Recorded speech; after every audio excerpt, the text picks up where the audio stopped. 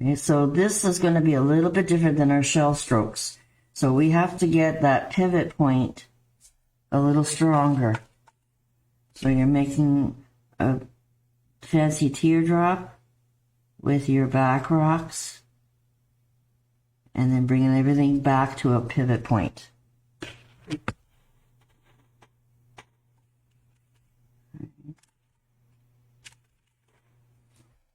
Then I went over to the other side again.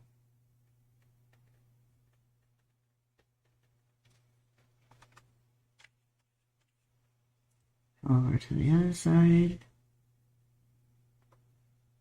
Right. You don't even have to do lots of rocks in them, guys, if you don't want to. You can always just make them just very random and pretty. Again, usually sometimes I'll go over it again to get that rock more intensified.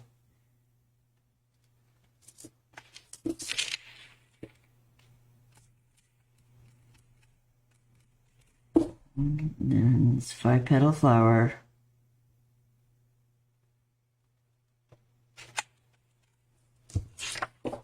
And then another one underneath.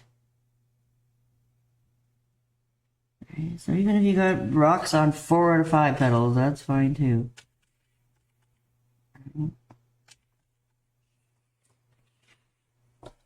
And then what I did is to add those little flips, right? So you're coming around on the top, up on your chisel, and then rocking it down. Right?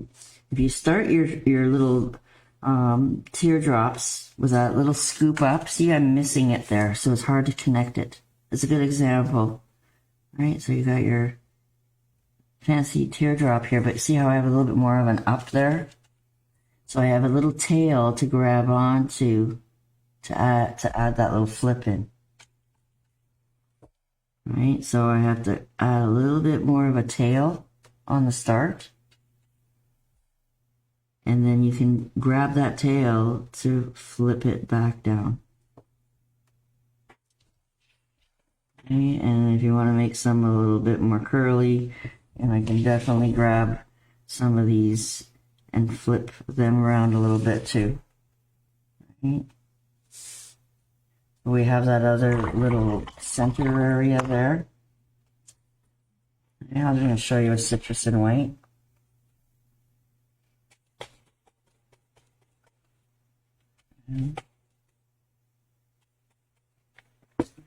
We're going to put that little center in there, and usually it's down at the bottom, so it's upside down, right?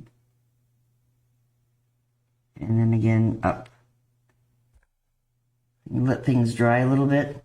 Definitely makes it a little bit cleaner. And we're going to be doing lots of flowers, so we're going to do all our flower bases all over the place, and then when this is all nice and dry and not goopy and wet in the center, then we can come back and put in this little center area. And again, I'm just putting a tiny little bit of a flip that way and a flip that way. Right, and then we have our dot in the center, and add a little bit more shading on there to make it all stand out. Right, and then I add a bunch of little dots.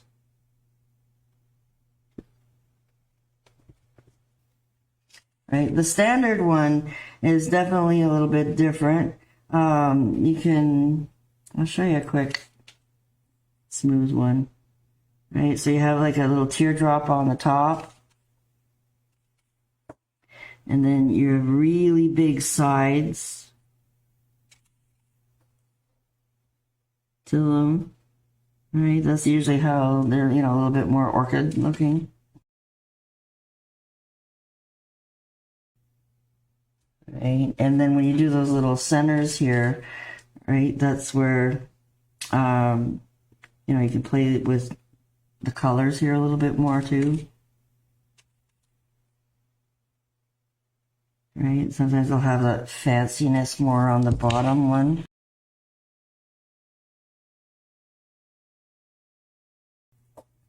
Right, so it's definitely playing around a little bit more on that way.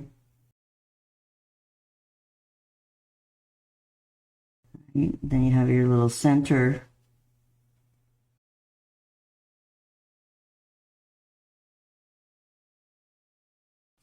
But definitely, you got to get the size 6s out, guys. So you're going to do like a teardrop in there.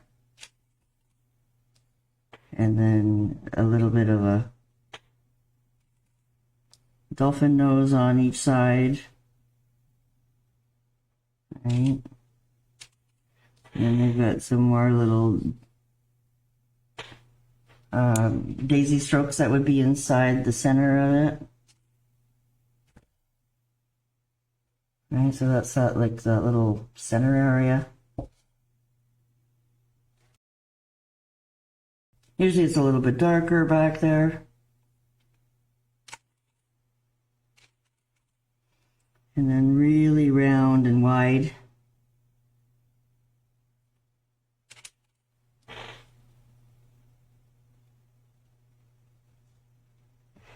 And actually, you should have done these other small ones. These 3 should be done first. Now my memory's coming back to me. So you do these little pointed ones here first. Swoop, smooth, no wiggles. Little tiny wiggle, I guess, will be fine. Right, and then we do this one on top. So you see how I'm not afraid to play, and then, oh well, I don't like that underneath. I can pop it back up on top again. Right, then you're putting your little curls in there. And another little curl in there. Right. And then you're gonna, again, when you change colors, it really helps. Right, get some of the thicket in there, make it a little bit darker. And then also downsizing your brush, guys. You gotta downsize your brush. If anything's smaller than an 8, I will definitely side to side. You guys haven't checked out my tiny painting. It's the review of the first 5 courses, all done with tiny brushes. Okay, so we definitely gotta come downsize. Put that little teardrop in there.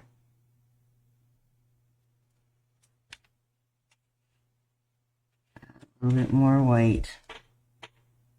Kind of curl that in there. Curl it in there. That part is pretty much just similar to any orchid, right? And then again, just throwing some extra daisy strokes in there. I give you a little extra bonus. So if you guys want to do your orchids like that, and then I'll do little buds on my thing too. I'll show you guys in class. Tiny painting is hard lesson. Yes, you got to go 1 stroke at a time, guys. Start with that 12, then downsize to your 10. Do a bunch of practices. It might take you a week of practicing with that size 10. Then another week of playing with that 8, and then playing with that 6. Slowly get yourself down. I've like Dorothy will tell you, I told her to do the whole program with a size 6 and 8. All right. So once you've done it all with comfortably with the different size brushes, you know, your 16s, 12s, and 3/4, your bigger sizes, then definitely come back and visit those assignments again and try to recreate them again with smaller brushes. All right. And then you can put your stem down. A little bit more floating medium, and slow down, guys, on that paper. I do it too. I go too fast and then I'm wondering why it's dry. Hopefully you can private message me if you have any more questions, definitely. And then I did one that looks like it's the back, and then I did do my leaves a little bit differently too, so I'll show you guys all that in the course, how I did the leaves. But definitely the roll, right? I want to make sure that you guys are practicing that roll back. Some of it's a rock, some of it's a flip. Right, then I add a little bit more shading and, right, make them pop out a little bit more. And then I'll also give you guys a little bit more tips and tricks on how to do a jewelry box like this if you want during the class. So you guys gotta sign up if you haven't signed up yet.